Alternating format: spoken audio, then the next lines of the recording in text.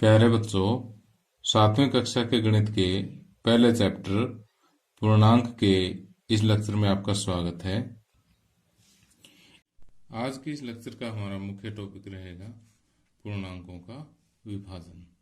इससे पिछले लेक्चर्स में हमने पूर्णांकों का योग करना सीख लिया था, पूर्णांकों का व्यवकलन यानी उनकी घटा करनी सीख ली थी, और पिछले लेक्चर में हमने पूर्णांकों के गुणन से संबंधित जो है महत्वपूर्ण प्रश्न भी किए थे। तो कहने का अर्थ ये है कि अभी तक आपको पूर्णांकों के योग, घटा और गुणा के बारे में पूरा नॉलेज हो चुका है।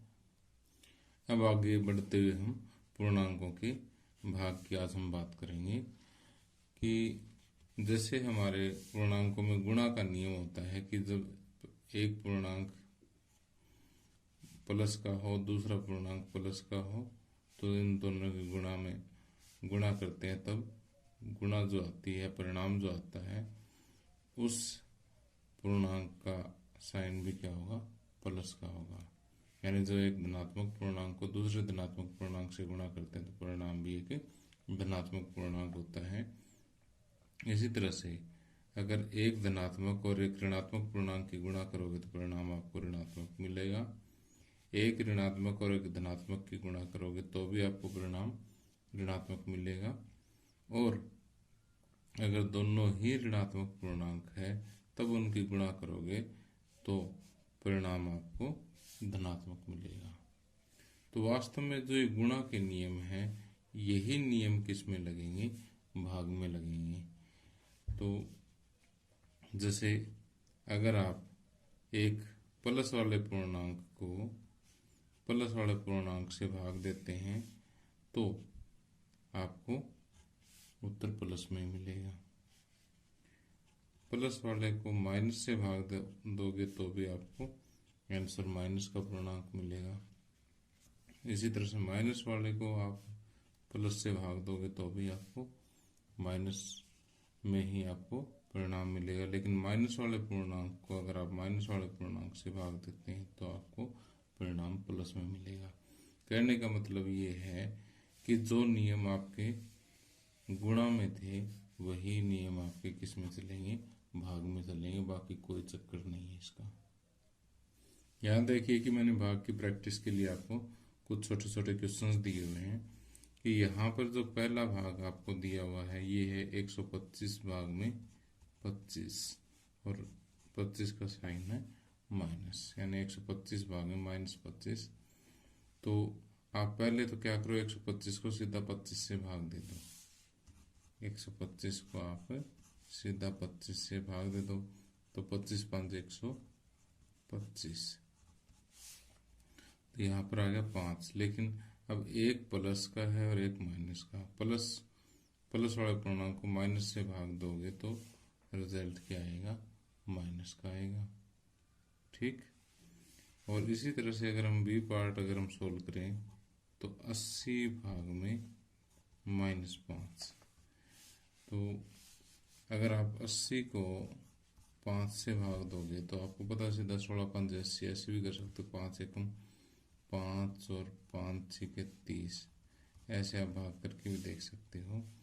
तो ये 16 और एक प्लस और एक माइनस का, एक पूर्णांक प्लस में और एक माइनस में, तो आंसर क्या आएगा, माइनस में आएगा।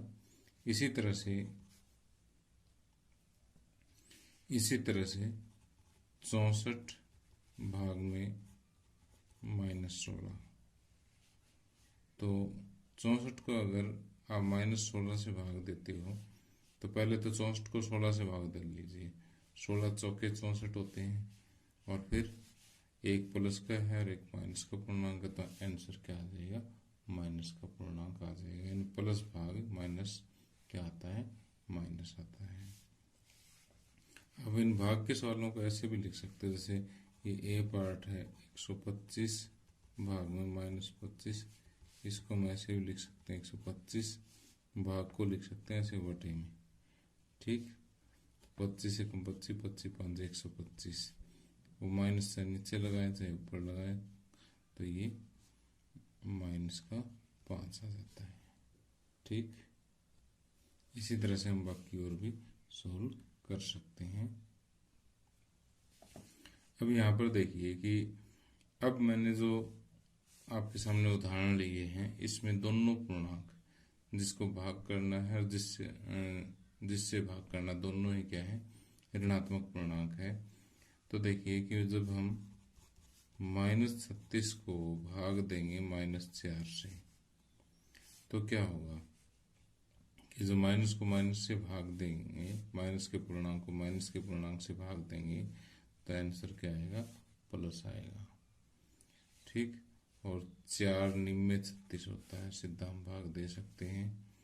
बी पार्ट में देखिए -201 भाग में -3, तो माइनस के पूर्णांक को माइनस के पूर्णांक से भाग देंगे तो उत्तर किस में आएगा, प्लस में आएगा। और 210 को आप 3 से भाग दे के देख लीजिए, 3 7 21, 0 बचेगी, तो ये आएगा 70। ओके, अब इसी तरह से सी पार्ट अगर हम देखें तो -325 भाग में -13, तो 325 को आप 13 से भाग करके देख लीजिए, 13 दूनी 26 और 12 में से 6 गए 6, ऊपर से उतारेंगे 5, 13 5 65।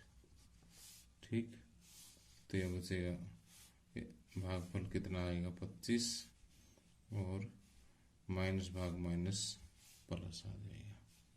ठीक है, तो इस तरह से कोई भी ज़्यादा मुश्किल सम नहीं है, सिर्फ आपने साइन का ध्यान रखना, बाकी तो भाग जो है पहली दूसरी क्लास में भी हम कर लेते हैं इतने इतने। तो अब आगे देखिए कि अगर हम किसी संख्या को 1 से भाग करते हैं तो क्या होता है कि जैसे मान लीजिए यहाँ साइन है ही नहीं, 8 को जब हम 1 से भाग देंगे तो आपको पता है 8 ही आएगा। ठीक, और एक माइनस की संख्या को प्लस की संख्या से भाग देते हैं तो उत्तर माइनस में 1 आता है। तो ठीक उसी तरह से किसी भी पूर्णांक को आप 1 से भाग दे लो, वही पूर्णांक रह जाता है। ठीक, -13 को 1 से भाग देंगे -13 रह जाएगा, -25 को 1 से भाग देंगे -25, -37 को 1 से भाग देंगे -37, और -48 को 1 से भाग देंगे -48 रह जाता है। और इसी तरह से अगर आप कोई धनात्मक पूर्णांक भी सोच लेते हैं, जैसे मान लीजिए 36 है, 36 को अगर आप 1 से भाग दोगे तो 36 आ जाएगा। तो कहने का मतलब ये है कि आप किसी भी पूर्णांक को 1 से भाग दो तो वो पूर्णांक सेम टू सेम वही आंसर में आ जाएगा। तो अगर मैं कहूँ कि a हमारे पास कोई पूर्णांक है और उसका अगर हम 1 से भाग देते हैं तो वही पूर्णांक जो है आपको आंसर में मिल जाता है। a की जगह आप कोई भी पूर्णांक जो है वो ले सकते हैं।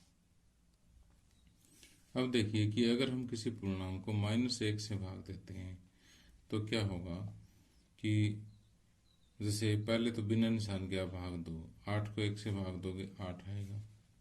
अब माइनस के पूर्णांक को माइनस से पूर्णांक से भाग दोगे तो प्लस आएगा, और 11 को 1 से भाग दिए, इसी तरह से क्या है 11, प्लस के पूर्णांक को माइनस के पूर्णांक से भाग दोगे तो माइनस आएगा, क्योंकि गुणा वाले नियम ही यहाँ पर चल रहे हैं। इसी तरह से ये कितना आ जाएगा -13। तो यहाँ से आप देख रहे हो कि जब किसी पूर्णांक को आप -1 से भाग देते हो तो उसका साइन जो है पलट जाता है, माइनस का है तो प्लस का हो जाएगा, प्लस का है तो माइनस का हो जाएगा। तो हम अगर ये सम करना चाहें तो 25 को 1 से भाग देंगे 25, और -1 से दे रहे हैं तो इसका साइन पलट जाएगा। इसी तरह से इसका भी हम फटाफट कर सकते हैं कि माइनस का 37 है, -1 से भाग दे रहे, साइन पलट के सीधा लिख दो। इसी तरह से इसको भी साइन पलट के सीधा लिख दो। ठीक, तो ये हमें फटाफट करने का एक तरीका होता है कि अगर किसी संख्या को 1 से भाग दो तो सीधा सीधा लिख दो, -1 से भाग दो तो उसका साइन पलट के यूं का यूं लिख दो। ओके, तो अभी हमने यहाँ पर एक बात सीखी कि जब हम किसी भी पूर्णांक को -1 से भाग देते हैं तो उस पूर्णांक का साइन चेंज हो जाता है। ठीक, इससे पहले हमने क्या पढ़ा था कि किसी भी पूर्णांक को जब हम 1 से भाग देते हैं तो वही पूर्णांक सेम रह जाता है। तो ये चीज़ आपने अच्छी तरह से अपने माइंड में सेट करनी है। इसके अलावा कि यदि आप ये देखो कि जैसे -8 को अगर हम 3 से भाग देते हैं तो ये आएगा -8/3, और ये क्या है, पूर्णांक नहीं है। तो एक पूर्णांक को जब दूसरे पूर्णांक से भाग दिया जाता है तो कोई ज़रूरी नहीं है कि आपको पूर्णांक मिले, कुछ एक में मिल भी जाता है, लेकिन अगर एक एग्जाम्पल भी आपको ऐसा मिल गया कि पूर्णांक नहीं है, इसका मतलब पूर्णांक भाग के अंतर्गत संवरित नहीं है। पूर्णांक भाग के अंतर्गत संवरित नहीं है। ठीक। इसके अलावा अगर हम ये कहें कि -8 को भाग में 0, अब किसी भी संख्या को 0 से भाग देना तो अभी तक परिभाषित ही नहीं हुआ है। -8 को 0 से भाग हम गणित में अभी तक हमारे पास ऐसा कोई नियम नहीं है कि हम किसी संख्या को 0 से भाग दे सकें, परिभाषित नहीं है। तो देखिए कि जब एक पूर्णांक को दूसरे पूर्णांक से भाग दे रहे हैं तो आगे पूर्णांक आए ना आए कोई पता नहीं है उसका अभी तक, तो पूर्णांक तो आएगा ही नहीं। इसका मतलब पूर्णांक भाग के अंतर्गत संवरित नहीं है। ठीक। संवरित कब होता है, जब पूर्णांक को पूर्णांक से भाग दे और आगे उत्तर में पूर्णांक आ जाए तो हम ये कहते हैं कि पूर्णांक भाग के अंतर्गत संवरित है। अब क्रम विनिमय भी नहीं है। जैसे ऊपर हमने -8 को भाग दिया -1 से तो उत्तर आ गया +8। -1 को अगर आप 8 से भाग दोगे, -8 से भाग दोगे, क्रम बदल दिया तो ये आ गया आपका 1/8 उत्तर। तो ये दोनों बराबर नहीं है। बराबर नहीं है तो पूर्णांक भाग के लिए क्रम विनिमय नहीं है। पूर्णांक भाग के लिए क्रम विनिमय भी नहीं है। ठीक। इसी तरह से अगर हम देखें तो ये शास्त्रीय नियम का पालन भी नहीं करते।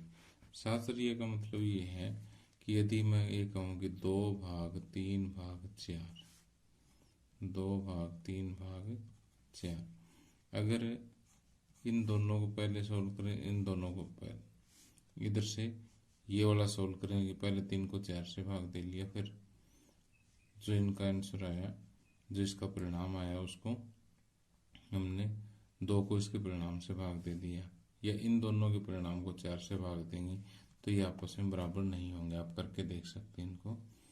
तो हम ये कहेंगे कि पूर्णांक भाग के अंतर्गत शास्त्रीय नहीं है।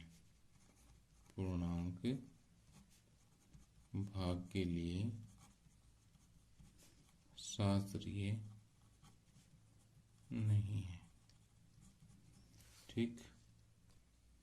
तो आइए जो अभी तक हमने पढ़ा है उसकी प्रैक्टिस के लिए हम प्रश्नावली 1.4 के प्रश्नों को हल करते हैं। यहाँ पर देखिए पहले क्वेश्चन में आपको 8 भाग दिए हुए हैं, 8 नहीं बल्कि 9 भाग दिए हुए हैं। तो इन सभी भागों को हम फटाफट सॉल्व करते हैं। तो पहले 4 भाग तो बिल्कुल ही आसान से हैं, 1 मिनट का काम भी हमारा नहीं है। तो देखिए कि -30 को जब आप भाग दे रहे हैं +10 से तो माइनस भाग प्लस माइनस आएगा, 30 को 10 से भाग देंगे 3 आएगा। इसी तरह से अगर इसका बी पार्ट देखें तो बी पार्ट में क्या है, 50 भाग में -5, 50 को 5 से भाग देंगे, 5 है 50, प्लस को माइनस से भाग दे रहे तो माइनस। इसी तरह से -30 को आप भाग दे रहे हैं -9 से, तो जब दोनों ही माइनस के हैं तो माइनस भाग माइनस प्लस हो जाएगा, और 9 चौके 36। ठीक, और डी पार्ट तो है ही बिल्कुल आसान। -49 को आप भाग दे रहे हैं 49 से, तो 49 को 49 से भाग दिया 1, माइनस और प्लस माइनस। ठीक, माइनस भाग प्लस माइनस हो जाएगा। अब ई पार्ट को देखिए, यहाँ पर ई पार्ट में आपको दिया हुआ है कि 13 भाग ब्रैकेट शुरू -2 + 1। तो यहाँ पर क्या है कि पहले ब्रैकेट को सोल्व किया जाता है। 13 भाग -2 + 1, तो माइनस का 2 और प्लस का 1 क्या हो जाएगा, माइनस का 1 हो जाएगा। और जब 13 को -1 से भाग देंगे तो सीधे सी बात है कि इसका साइन पलट जाएगा। ठीक, और अब ई के बाद एफ पार्ट। अब 0 भाग में -12। तब देखिए कि 0 को आप भाग दे सकते हैं किसी भी संख्या से, 12 0 0। तो देखिए यहाँ पर ये क्या आ जाएगा, 0। लेकिन अभी थोड़ी देर पहले मैंने आपको क्या बताया था कि अगर ये 12 अंदर होता और इसको अगर आप 0 से भाग दे तो ये संभव नहीं है, क्योंकि 0 का पार्ट हम कहाँ तक पढ़ेंगे, शेष तो 12 ही आएगा। कितना ही पढ़ दो, बेशक 0 5 0 करेंगे तो भी 12 आएगा, और शेष इससे ज़्यादा बच नहीं सकता। ठीक है, तो आप इस चीज़ को यहाँ से समझ सकते हो कि हम 0 को किसी संख्या से भाग देंगे तो 0 आएगा।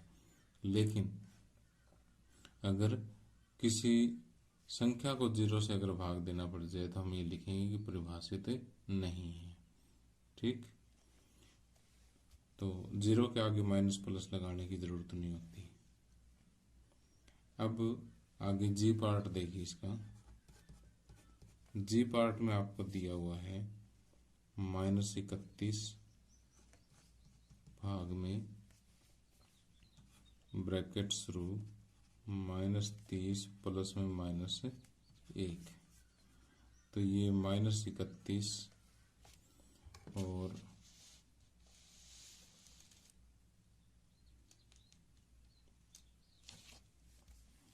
-31 भाग में -30, और देखिए ब्रैकेट के बाहर प्लस अंदर माइनस है तो दो निशानों का एक बन जाएगा, और अलग अलग निशान है तो माइनस का बनता है हमेशा ही।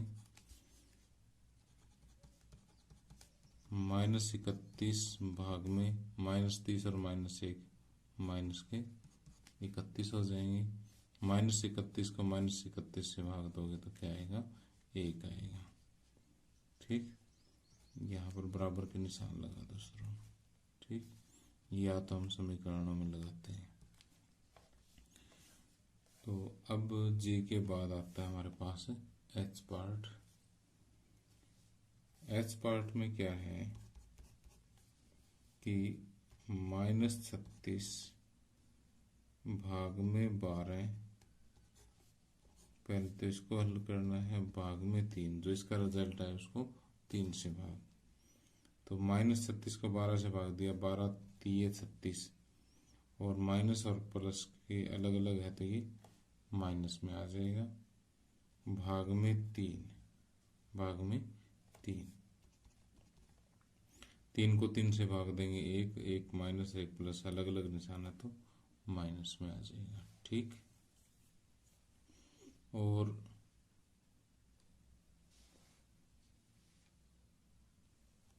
अब आगे इसी एक्सरसाइज का सेकंड क्वेश्चन देखते हैं। कहता है कि ए, बी और सी के निम्नलिखित मानों में से प्रत्येक के लिए ए भाग बी प्लस सी बराबर नहीं है ए भाग बी प्लस ए भाग सी। तो यहाँ देखिए कि योग और भाग के अंतर्गत वितरण गुण का पालन नहीं होता, हमें ये चीज सत्यापित करनी है। तो पहले आप ए पार्ट के लिए लेफ्ट हैंड साइड ले लीजिए। लेफ्ट हैंड साइड में क्या दिया हुआ आपको कि ए भाग बी प्लस सी। तो अब देखिए कि ए पार्ट में ए क्या लेना है, 12। तो जहां पर ए दे रखा है, ए की जगह आपने ए को हटा के 12 रख देना है।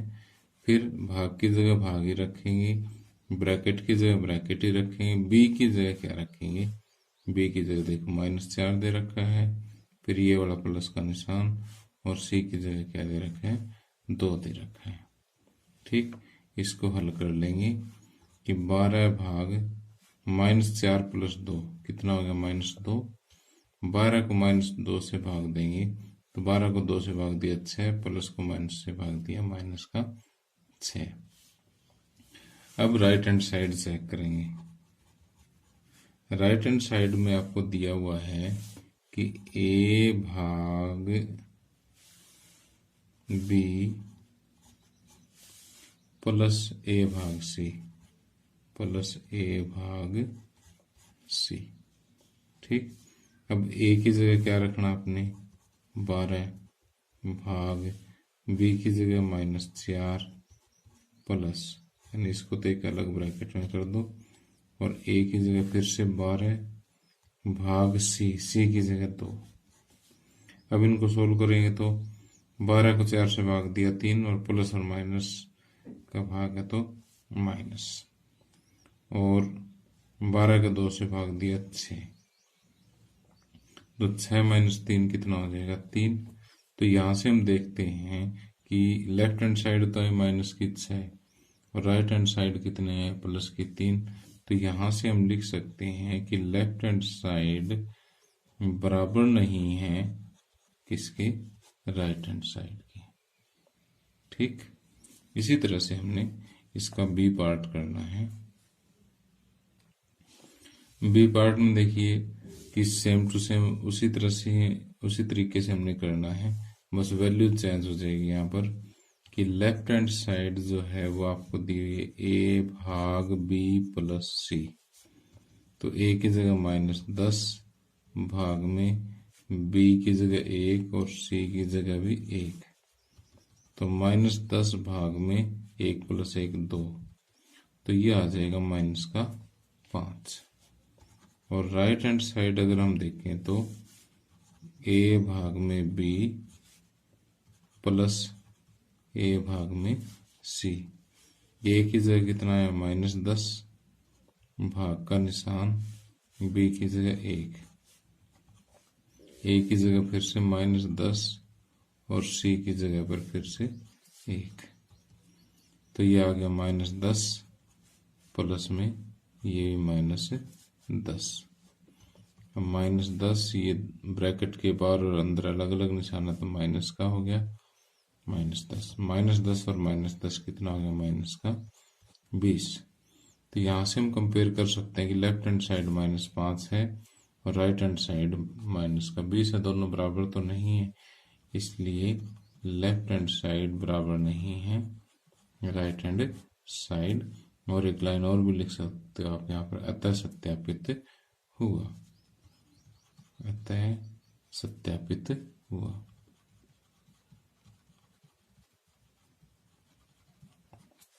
ठीक, अब देखिए आगे हमारे पास क्वेश्चन है, रिक्त स्थानों की पूर्ति कीजिए। कहता है कि 369 को किससे भाग देंगे, 369 ही आ जाए।